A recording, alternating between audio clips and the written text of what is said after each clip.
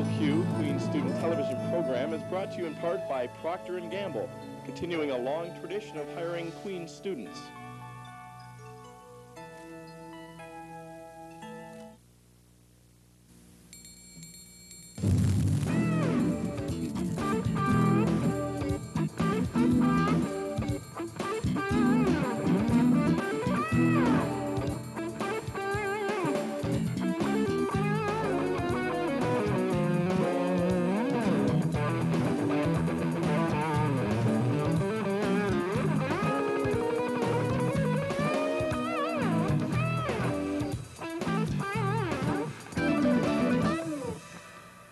Hi, and welcome to this special Reading Week edition of Studio Q. I'm Michael Wise, the executive producer. Graham, Teza, and the rest of the staff have the week off because it's Reading Week.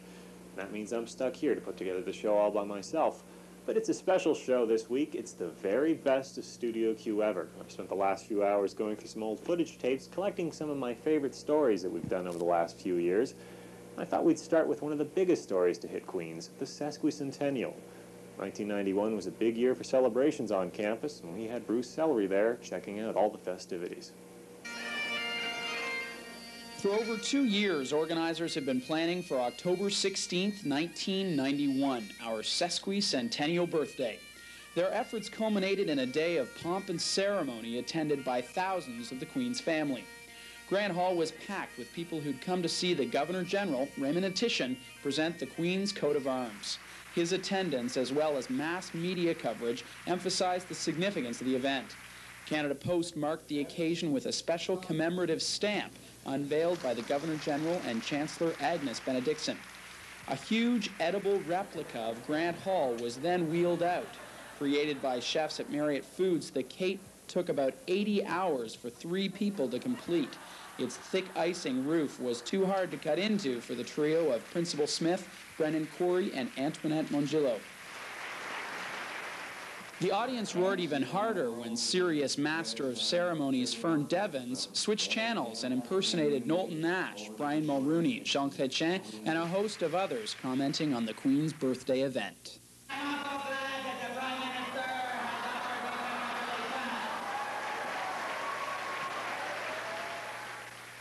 The procession then moved outside, where Principal Smith addressed the crowd. Queens is your university. Enjoy it. For the majority of Queen's students, the 150th anniversary of the university was celebrated here on Fleming Field. There was punch, hot dogs, and special Sesqui cake, all served outside on a perfect fall day.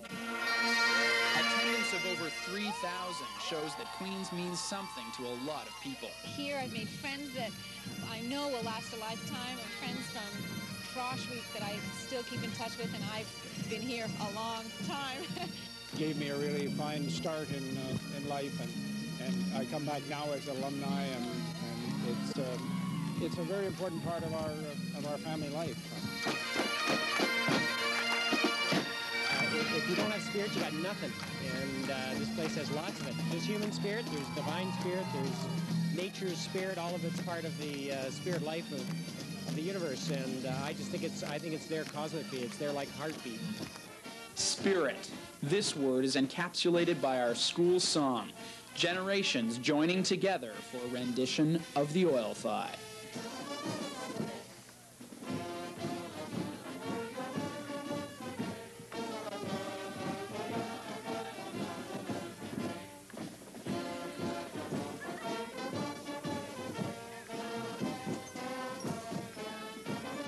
Reporting for Studio Q, I'm Bruce Sellery.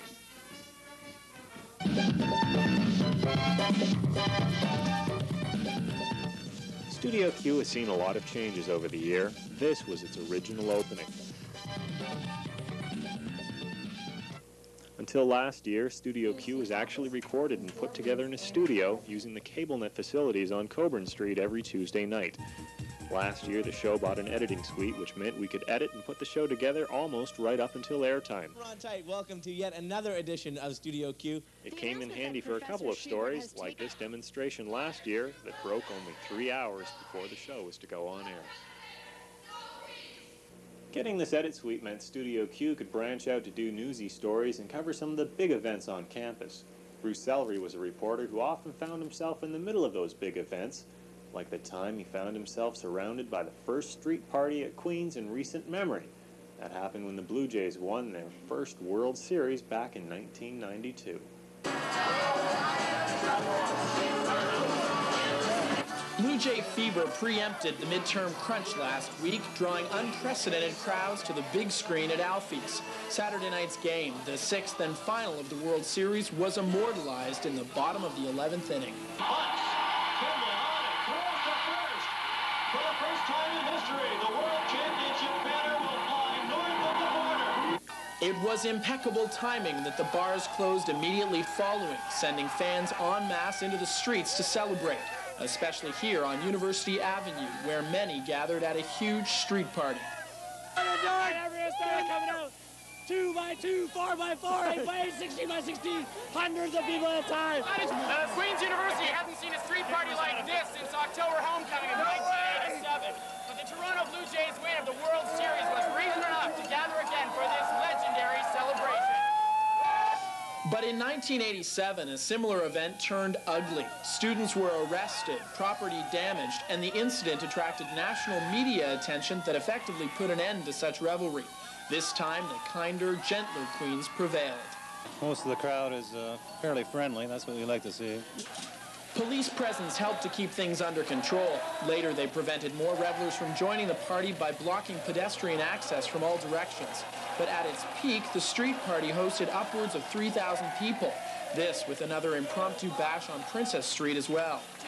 I was big time stressed, big time. But the Jays win it. Winfield. Boom.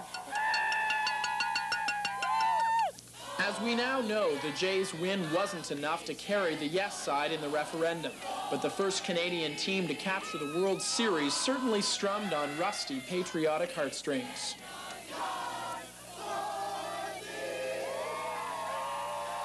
Everyone exuded pride in Canada, but also in Queens. A spontaneous street party of this magnitude was a flashback to wilder times. Because for reasons just or unjust, Queens has changed dramatically in the past 3 years.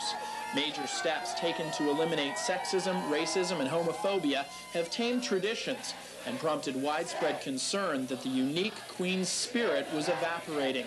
Concern that we'd remain a fine educational institution, but lose our position as Canada's preeminent spirit institution. Last Saturday's street party proved that the fire is alight. Queen's spirit lives on. For Studio Q, I'm Bruce Sellery reporting.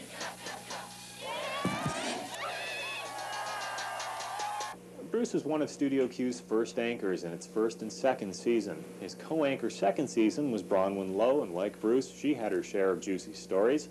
She scooped the national media and even CNN by bringing Studio Q viewers the story of Kingston's famous cat family. The following story is dedicated to the late Dr. Seuss and his cat in the hat. As the first capital of Canada, home of John A. Macdonald and Fort Henry, Kingston can claim many honors. However, these glory days aren't a thing of the past. As the home of the only Canadians to win a National Enquirer contest, the city once again rises to prominence and fame.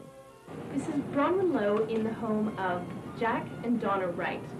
They're Kingston residents and are the only people in Kingston, Canada, and perhaps even the world that have 600 cats in their home. The contest was won in December of 1987 when the Wrights had less than 200 cats. They now have triple that amount. Why? We had no intention of having this many cats. But people just phoned out of the blue. I don't know where they get our name to say, well, I understand you take cats in, will you take my cat? And most of the people now, their excuse is they're getting allergic to it. If they've had them for 2 or 3 years, we get they're allergic to it. It costs the Wrights an estimated $1,000 a week to care for their animals. They must feed them, provide them with litter, give them shots, eye drops, pills, and fix as many as possible. There's always a sick cat. There's always. There's nothing you can't, like, they'll tell you that with a multi-cat family, there's always a virus in the air. So you just keep on top of it, that's all you do. Like, she spends 2 or 3 hours a day giving them medicine and shots. Yeah. It's obviously a huge job. The house is disinfected every day. I start early in the morning. It takes me about 10 straight hours a day. The Wrights, owners of Ms. Donna's Painting and Decorating Company, have installed a private gazebo for the cat so they can freely get fresh air. They cannot, however, leave its confines. Jack and Donna, however, still have troubles with unsupportive neighbors. Like the city, they keep trying to pass bylaws and bylaws, but I don't see why, because our cats don't bother anybody. They're inside. What do your neighbors think? We only got the one neighbor next door, and she doesn't like cats anyways. At one time, there was about 8 strays outside, and the neighbor next door complained. The Board of Health said, Jack, get them off the street. They were blaming us for the cats coming around, so I caught them all and brought them in. However, they have many other supporters. Children from Kingston Daycare have visited several times, and the Wrights received letters from all over North America from admiring cat lovers. The future glory? Jack and Donna Wright have been promised a mention in the next printed Guinness World Book of Pet Records.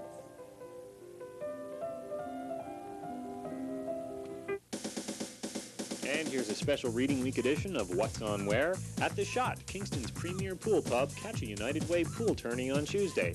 The action starts at 2 o'clock with Haskell and Cleavers on tap in the evenings. And Why Watch Alone? Catch Simpsons and Seinfeld on Thursdays. On campus, come to Alfie's and listen to your housemates' vacation stories over a pint at their new pint bar. Next Thursday, check out the United Way Smoker. On Friday, there's a Com 95 Smoker. And downtown at Dr. Gertie's, where it's always light night until 9:30, check out the Phys Ed Mixer next Thursday. Friday, it's an Arts 97 Mixer. And Sunday, come out to see the Mike and Mike Showdown. And that's What's On Where for Reading Week. One reporter who's no stranger to Kingston's nightlife is Brenda Marshall. Last year, we sent her out to check out the various St. Patrick's Day festivities around town. It was a dangerous job, but with the help of her sidekick, camera person Vic, she was able to finish. This Wednesday, many students traveled away from their scholastic pursuits in favor of more pleasurable surroundings. Yes, St. Patrick's Day came and went once again. But this year, my cameraman Vic and I were on the scene, looking for the best party so that you can plan ahead for next year. We're at Clark Hall now, obviously. The McClones are supposed to be playing. Clearly, they're not playing at the moment, but we hope they'll start playing very soon. All right, well, we're about ready to leave Clark Hall Pub now. As you can tell, things are getting a little bit rowdier. Unfortunately, the band wasn't here while we were here, so we can't really rate how that went. But I'm going to give the bar a 6. And Vic is going to rate the bar a 5. Now, Vic says this is mainly due to the fact that there was no free beer. Bar number 2, the QP. So fair, never will go so well. But why should I try to resist when, baby, I know so well? Well, the QP had excellent shamrock shooters. It also had green beer, and for this reason, Vic is rating the QP a 7. He liked the ambience, but it was a little bit too quiet for him. I'm going to go with Vic on this one and rate the QP a 7 as well. But I'm going to give Andy Poole of Haskell and the Cleavers a 10 because he just makes me laugh. Well, this is the 3rd stop in our video pub crawl, and as you can see, we're here at Alfie's. Now, for those of you who have never seen the infamous back door to Alfie's, this is it.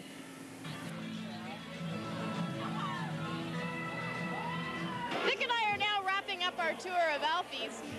I'm going to have to rate Alfie's a 5. As you can see behind me, there is clearly no band playing. It's 9:45 now, and, well, I sort of wanted to see something. Vic, on the other hand, is going to rate the bar a 4, citing the incredible lack of green as his main reason. It was generally an ungreen environment. We're at our 4th stop now, which is the Shot. As you can see, there's a lot of revelry going on. There's a lot of people here, and they all seem to be having a good time, so we're going to check it out. Now, there's no band, but they didn't promise us one, so we're not going to hold that against them. My green beer and Vic's green beer, you know we like the color green, so we had a great time at the Shot. A lot of decorations, green pool tables, and green dartboards.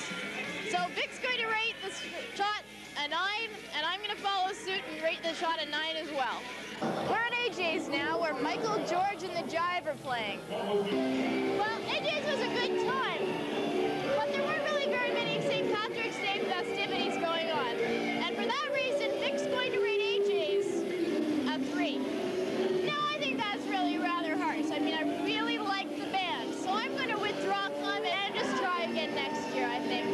we're about to enter Ben's pub. Hopefully a good time will be had by all.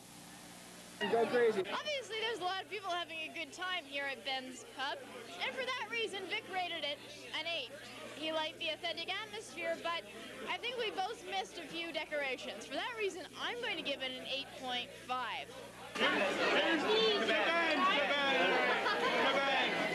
Hi, we're at the Wellington now, where there's our 7th out of 8 bars this evening. There's a lot of things going on here at the Wellington. Jerry O'Kane's been playing. There have been some pipers, a lot of people in kilts, a lot of people in green. It's a very Irish sort of atmosphere.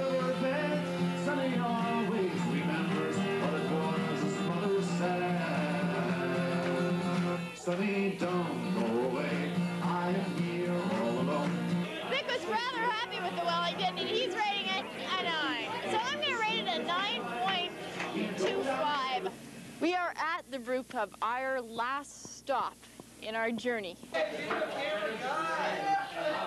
We've got one more St. Patrick's Day shooter to go.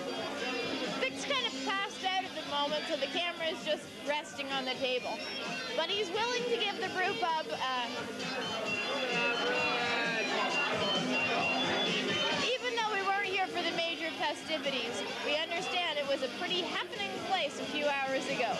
So I'm going to give the brew pub a 7.5. In conclusion, the morning after, apparently our 3 picks from last night were the Wellington, The Shot, and Ben's Pub. For Studio Q, I'm Brenda Marshall. and I'm Vic. Happy St. Patrick's Day. So many stories, so little time. One of our most well-received stories last year was Kevin Bryenton's survey of wheelchair accessibility around campus. What made his approach special was that he actually spent a week using a wheelchair. 10 minutes between classes usually gives a student time to grab a bite to eat, chat with a friend, and still make it to class on time. Choosing Downing Auditorium and the Technological Center to represent an average class change, it required a full 10 minutes simply to go from building to building in a wheelchair. Simple maneuvers like stepping over curbs and snow piles represent major stumbling blocks to a wheelchair student. Stray garbage and poorly placed garbage cans end up making speedy class changes a dream, not a reality. On the accessibility scale of 0 to 5, Studio Q gives winter accessibility on Queen's campus a 3. On the other side of the scale, Nick Kindler's survey of the best places to buy poutine didn't win many fans. In all honesty, this is probably... You all right? Yeah, fine.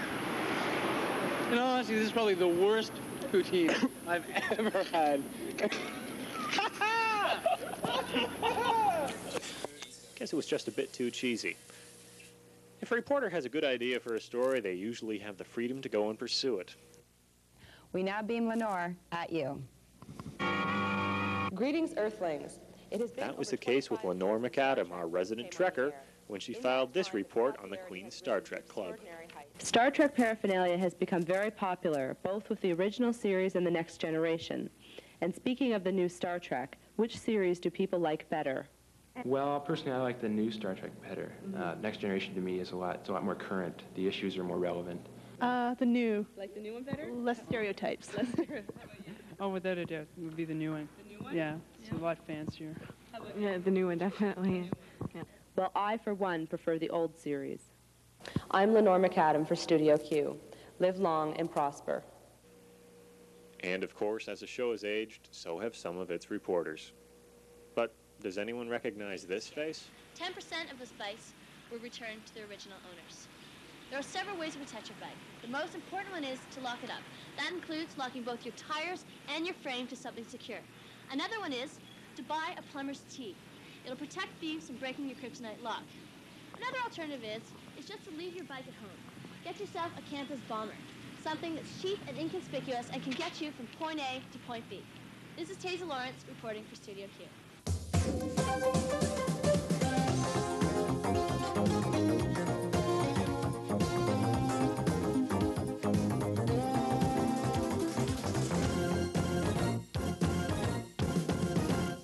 Hi there, Nick Kindler here. It's been a year since I brought you the story on slang words and phrases used around campus. Well, without much further ado, here's the 1992 Slang Update. See, Wayne and Garth brought us hurl, that is, I will hurl, I hurl, but we decided that the past tense was hove. Blowing groceries is a good one for blowing chunks. Blowing. It seems that we're on a bit of a puke theme here. Let's see if we can move on to another direction.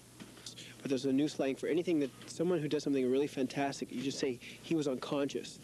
Going ballistic, that's when you throw a little bit of a temper tantrum. Oh, swerve at the moo. What's that? It basically means if you get so close to a cow that you can hear it move, it's too late to swerve. I like to do the bone dance. What's that? Well, it's for, you know, having sex. What's that? Haven't gotten any doggy lately. What's that? Sex. Festive. Be it bad or good, it's festive. It's always festive. Excellent. Not food, it's just kaif. The original definition of kaif is when you drink orange juice with pulp, the stuff that gets stuck in the roof of your mouth. That's kaif. Too Joey. Too Joey? To be excited, almost to an orgasmic level. I'm too Joey for this camera. Like if someone comes to school and they have really big hair, you say, oh man, hair tort. I can't, I'm like completely dry, Nick. I'll tell you later. Yeah, I just woke up. I'm not thinking correctly. You're completely dry, though. You just said something. Can you define it? I can't think of a good idea. The juices just aren't flowing. Okay. Kaif is like the junk you find in your tent when you're camping. It's like dirt and muck and goo. It's not teeth anything. Right. Kaif is you're on trip. You get your water in a big jug and you purify it, but there's still black dirt all in the bottom and kind of gunge. That's kaif. Do you mind taking a little quiz for us? Kaif A is the stuff that you get on the top of your mouth after you've had really pulpy orange juice. B is the dirt on the bottom of the tent when you're camping and you have to sweep it all out. That's kaif. Or C, it's the stuff at the bottom of the water bottle when you're camping, the big water bottle, the dirt that gets in there. A, B, or C? Have to be C. Have to be B. I go A. C. All right, after hearing multiple definitions of the word kaif, we decided to check with the authority on the subject, the Funk and Wagnall's dictionary. In the book, it said kaif was 1, a dreamy, languorous repose, 2, Indian hemp or similar narcotic smoked to produce this state. Well, shawing, well, shawing. Well, now you're all acquainted with the hip-happening phrases going around campus. Use them and impress all your friends. But if you do have kaif on the bottom of your tent, don't tell the forest ranger about it. For Studio Q, this is Nick Kindler reporting.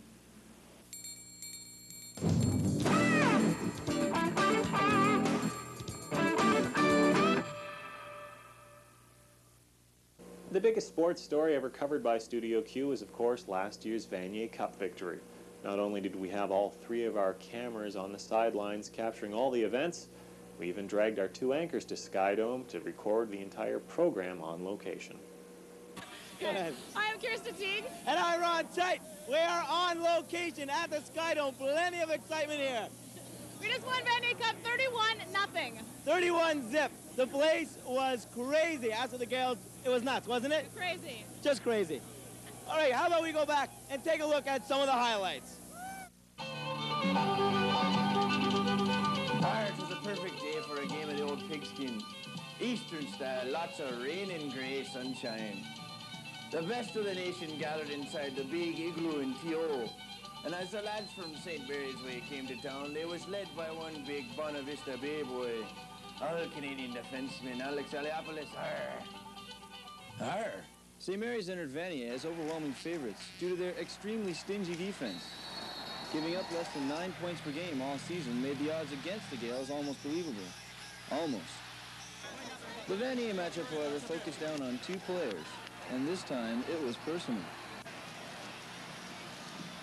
The fleet of foot Gaelic warrior, Brad Elberg, and the Huskies' most effective stopper, Mr. Aliopoulos himself, battled to deadlocks many times early on in the game. And although it looked like a Husky advantage was ready to unfold, it was Elberg, as he danced the wee jig around those dumbfounded Dougies from St. Mary's and romped into their end zone 3 separate times. St. Mary's just couldn't seem to put anything together to break the big goose egg on the board, though. Too much cod liver oil on your gloves, I'd say.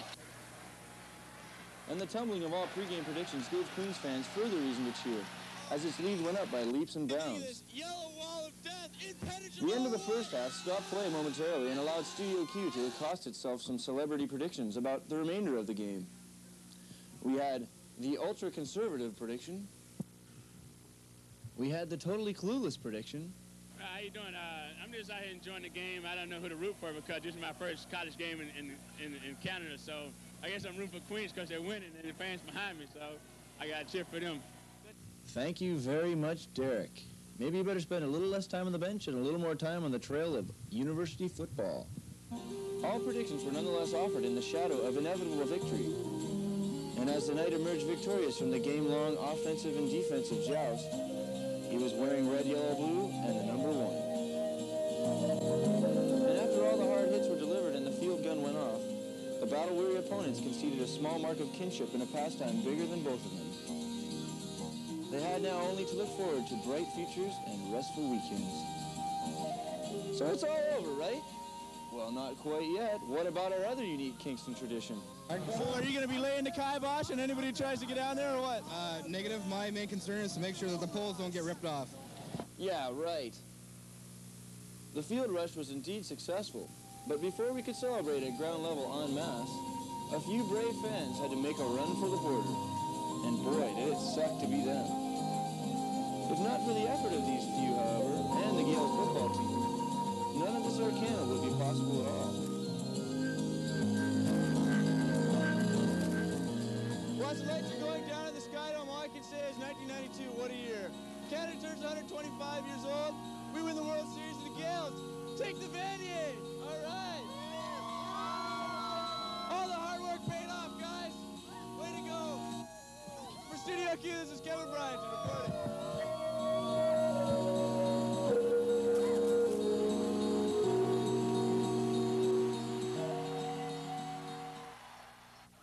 And that's it for the special edition of Studio Q for Reading Week. There's no giveaway this week, but next week things will sort of return to normal. Graham and Teza will be here, and they'll also bring highlights of their special date they had for Valentine's Day. And like always, if you have any questions, concerns, ideas, or whatever, please give us a call at our Studio Q voicemail number. It's 545-6699, or you can write to us at Studio Q, Room 22, JDUC, Queen's University, K7L 3N6. And that's the show for this week. For Studio Q, I'm Michael Wise. Thanks for watching. But we wouldn't be a highlight show unless we left you with you-know-who. That's right. Here's another look at Tim Wilson bowling.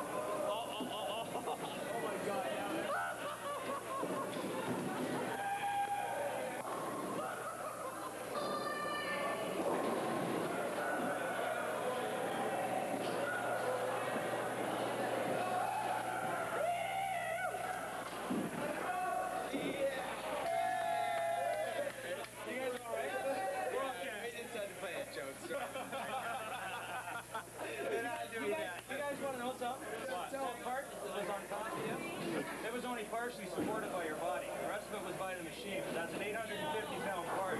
And if that machine had a continued